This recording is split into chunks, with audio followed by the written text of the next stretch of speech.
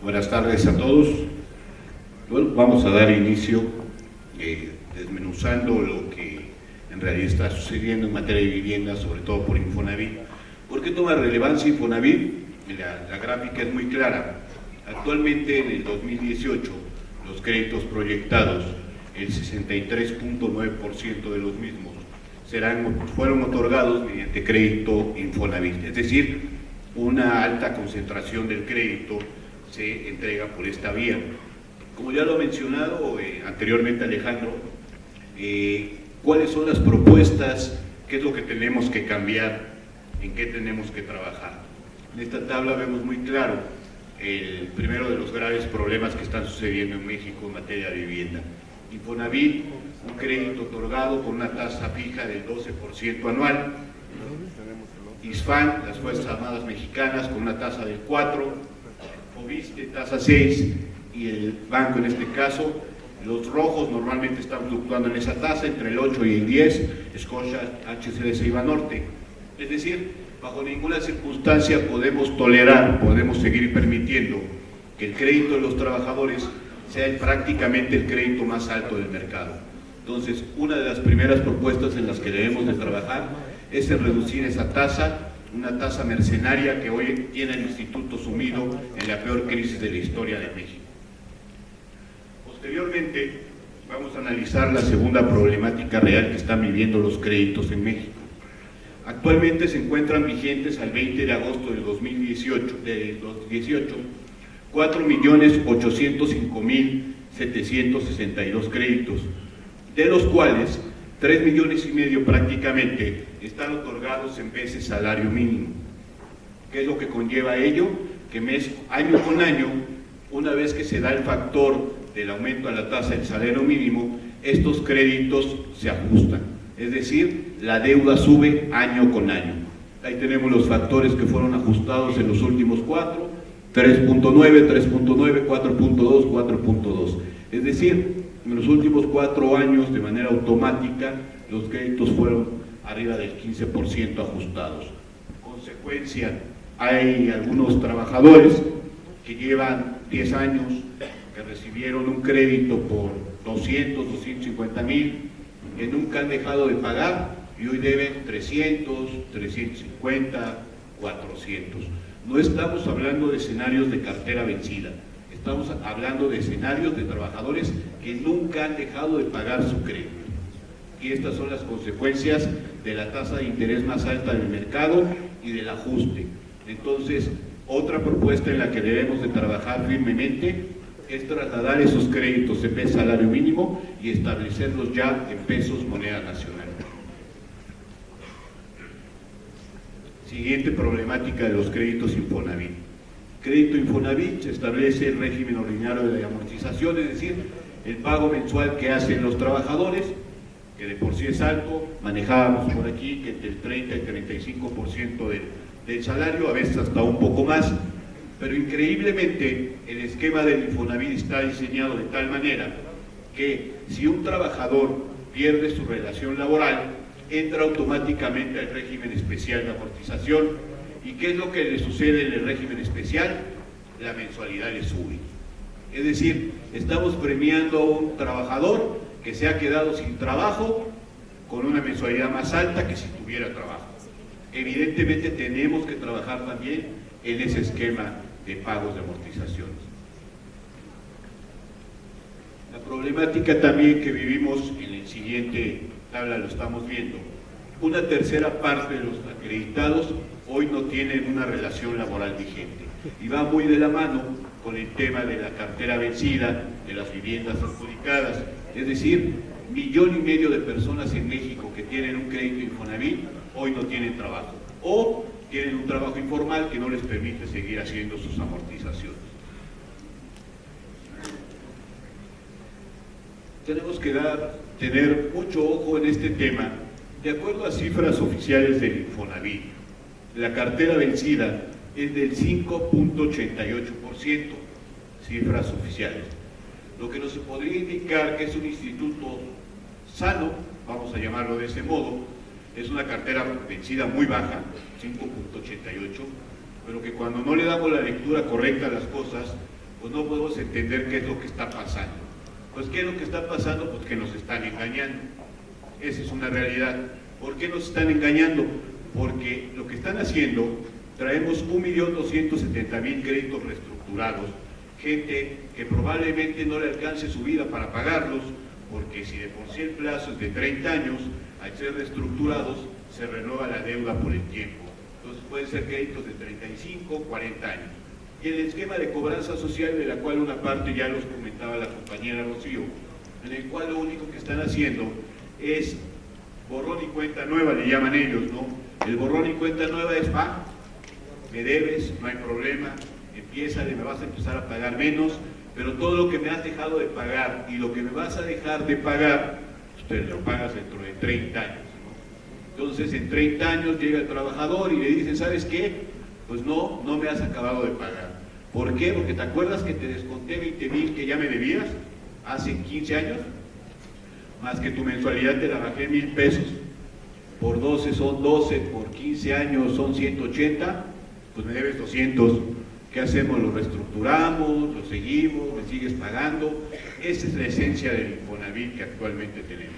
Entonces, sí es necesario ir cambiando todas esas políticas, pero sobre todo, como lo decía nuestro diputado Alejandro Carvajal, hacer una reforma estructural completa. Ya no nos podemos seguir permitiendo estar parchando las leyes. Eso es lo que nos tiene sumidos en esto. O cambiamos de golpe todo, o vamos a seguir sumidos en estas cuestiones. Tema importante que también podría ser una propuesta para acceder a un mejor crédito. Ya lo comentaba igualmente la compañera Rocío, el tema de las subastas de los inmuebles adjudicados, que de por sí ya son adjudicados de manera ilegal. No obstante eso, viene el segundo golpe, se subastan. La subasta, la última, penúltima, registrada en el 2018, junio, se subastaron 4.016 viviendas, en un costo total 600 millones de pesos. Costo unitario por vivienda, 149.402 pesos. Y la pregunta es, ¿por qué no se las vendemos en ese precio a los trabajadores? ¿Por qué no otorgamos 4.016 créditos y esas mismas viviendas se las otorgamos a los trabajadores? Pues no, porque el asunto es que esas 4.016 viviendas están en manos de vivienderos y ellos están lucrando. Ya lo tenemos documentado, ya Rocío explicaba, estas viviendas que son adjudicadas mediante la subasta a los vivienderos, 2 o 3 meses después están siendo vendidas en $500,000 de pesos. Los vivienderos en 2 meses por cada una se ganan 300, 350, 250, 200, 280. ¿Por qué no se las vendemos a los trabajadores? Finalmente, al ser viviendas adjudicadas, son propiedad de los trabajadores, porque los recursos que opera el Infonavit son propiedad de los trabajadores, les guste o no les guste. Que ellos hagan su negocio ya es otra cuestión, ¿no? Entonces, este es otro de los temas en los que tenemos que trabajar. También tenemos la problemática, el organismo estimó en el 2018 una derrama de 6.829 millones de pesos respecto a la CONAVI para el esquema de subsidios. Pero ¿qué es lo que está pasando en esos subsidios? Un porcentaje del recurso no está llegando a su destino final. Se queda con los vivienderos, se queda con los desarrolladores, se queda en sus bolsillos. Se pierde. Les dan 100, construyen con 50, reparten 20, se quedan con 30. Identificación de zonas rurales e indígenas en donde no les llega el recurso. No ha habido un estudio serio para hacer llegar ese tipo de vivienda a la gente que más lo necesita. Y falta un programa de tropicalización de la vivienda. Hay que entender las condiciones de la gente, sobre todo la gente de las comunidades rurales, de las comunidades más alejadas. Ellos no están acostumbrados a vivir en un cajón de zapatos. Creo que tampoco ninguno de ustedes. Sin embargo, es lo que están construyendo, cajones de zapatos. Salón de usos múltiples, como finamente le llaman los vivienderos, ¿no? Salón de usos múltiples. ¿Qué es? Pues una recámara que también es cocina, que también es baño, que también es sala, que también es comedor. No, por ahí no va.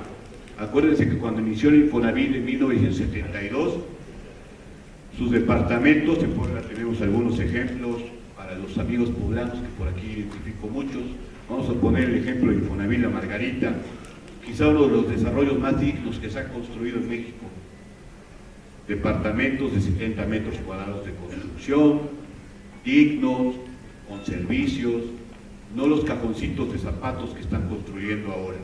No es posible que una vivienda hoy de 39 metros se esté vendiendo en 350, 400 mil pesos.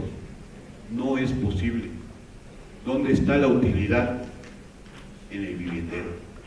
Entonces tenemos que reestructurar, tenemos que generar las siguientes cuestiones para finalizar, no aburrirlos más. Tasa de interés, hay que bajarla. Crédito en pesos, no podemos seguir conservando los créditos en pesos, salario mínimo. Regulación de subsidios, sí hay que verificar todos los subsidios que estén cayendo en las personas adecuadas, en la manera adecuada y en la ejecución adecuada.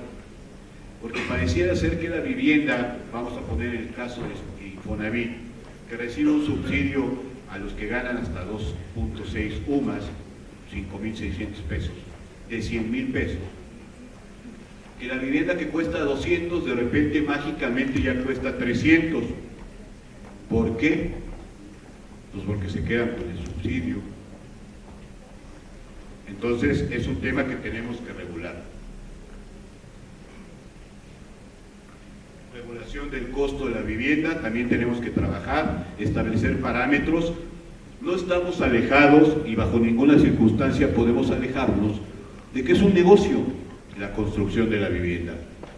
Lo que no podemos permitir que sea un negocio tan generoso y sobre todo a costa de los trabajadores, ¿no? Siempre he dicho, es como las grandes automotrices, ¿no? Vas y compras un Mercedes, un BMW y te lo dan a meses sin intereses, hasta 18 meses, ¿o no es cierto? El pobrecito que va y compra un Atos o uno de estos, le cobra la tasa más alta, ¿no? Pues así también tiene que ser, ¿no? Quien pague, quien tenga. Que la vivienda de los trabajadores no puede ser materia de un lucro excesivo.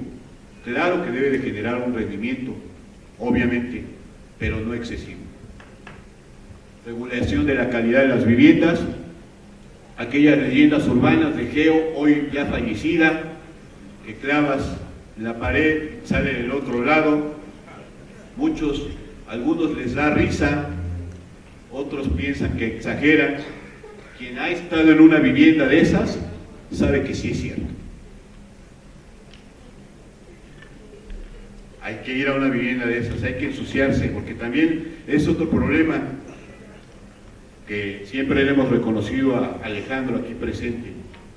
Para entender los problemas de la gente hay que ensuciarse los zapatos. Desde el escritorio nadie va a resolver nada. Hay que ensuciarse los zapatos para entender. A veces la gente piensa que la gente pobre vive en un Infonavit. Esa gente tiene mucho dinero al lado de los verdaderos sectores pobres de México. Hay que salir, hay que conocer, hay que entender lo que es la pobreza en México.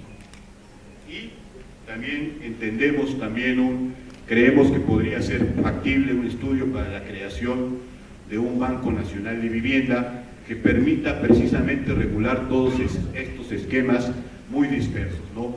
Por un lado la SEDATU regula, por otro lado tenemos el Infonavit, el FOBISTE, las Fuerzas Armadas, algunos organismos descentralizados como el Seguro Social también dan créditos tasa cero a sus trabajadores. Tenemos de todo, poco, bueno, malo, regular, feo, bonito. Entonces tenemos que unificarlo. Finalmente, ya habíamos comentado el tema de la tropicalización de las viviendas. Hay que entender y hay que zonificar la vivienda. No podemos seguir generando un modelo único para todo el país cuando las circunstancias climáticas, de forma de vida de la gente son distintas. La gente merece seguir viviendo en el hábitat en el que se encuentra, en donde le gusta vivir, como le gusta vivir. Y crear un nuevo esquema de cobranza social que fue aprobado en el 2012 en la Cámara de Diputados, aquí mismo, pero que solo es un pequeño bálsamo que pretende engañar a la gente.